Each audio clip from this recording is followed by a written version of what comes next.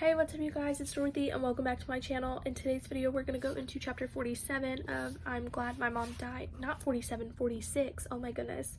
We're going into chapter 46 of I'm Glad My Mom Died by Jeanette McCurdy. It's been a day, so let's get right into this. This video may contain sensitive topics and foul language. If you do not wish to continue, please click off the video now. You have been warned.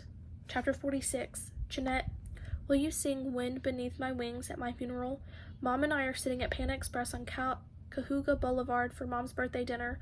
Mom's chewing steamed broccoli and I'm chewing steamed cabbage, and we're both going through the motions of our relationship because that's what we do nowadays. This started the first time we got together after the Hawaii trip. Dad drove her to my place and lifted her up out of the wheelchair and set her down on the couch. We waited for our tea to steep. I waited for her to bring up the Joe situation since I thought that's why we were meeting up in the first place, to talk about it, but she never brought it up. She just asked me trivial questions about work, and I asked her the trivial questions about the last episode of NCIS. Mom's big into Mark Harmon.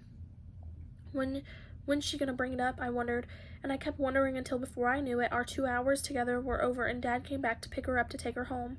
By the time we were at Panda Express on Cahuga Boulevard, this way of communicating polite small talk with an undercut of pain and resentment has been our new reality for several months, enough time that it's not new anymore. That's why it shocks me that Mom has asked me to sing Wind Beneath My Wings at her funeral. Mom's cancer falls under the category of things we pretend don't exist because they're uncomfortable to talk about.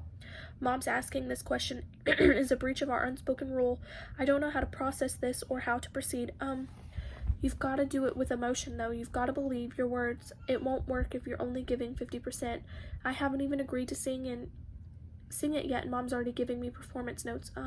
Let me hear you try it. Mom, we're in Panda Express. I'm not going. Just try it.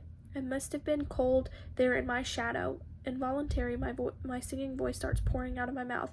My body is programmed to mom on demand. A nearby employee watches me out of the corner of her eye as she mops. To never have more emotion, more sadness. Feel it, Angel. To never have sunlight on your face.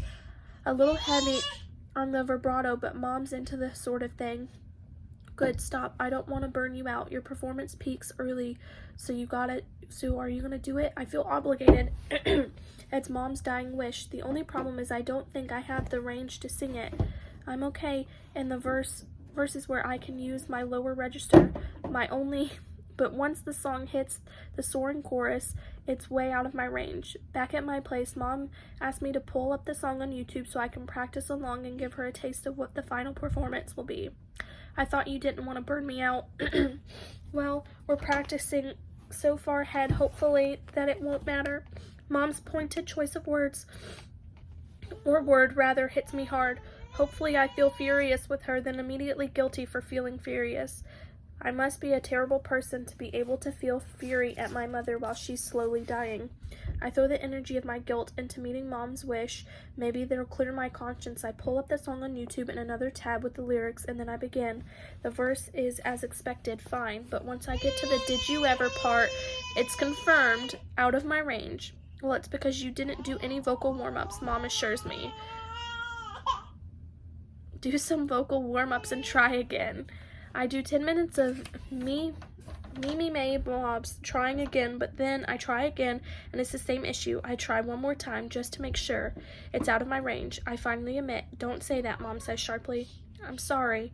You'll get there. I know you'll get there. You've got plenty of time to practice, hopefully. I don't want to practice the song my dying mother has instructed me to sing at her funeral. I don't want to think about my mother's funeral. I want to go back to ignoring the things that make me uncomfortable. It makes us uncomfortable to talk about. As much as I thought I hated it, I want to go back pretending. Why don't you just try for a couple more times tonight, sweetheart? Mom urges me as she removes her Ugg hat to scratch her bald head. On the surface, it seems like such a sad gesture, but I could swear she's doing this manipulatively. I click back to the beginning of the song. The twinkly 1980s intro starts, and I try again.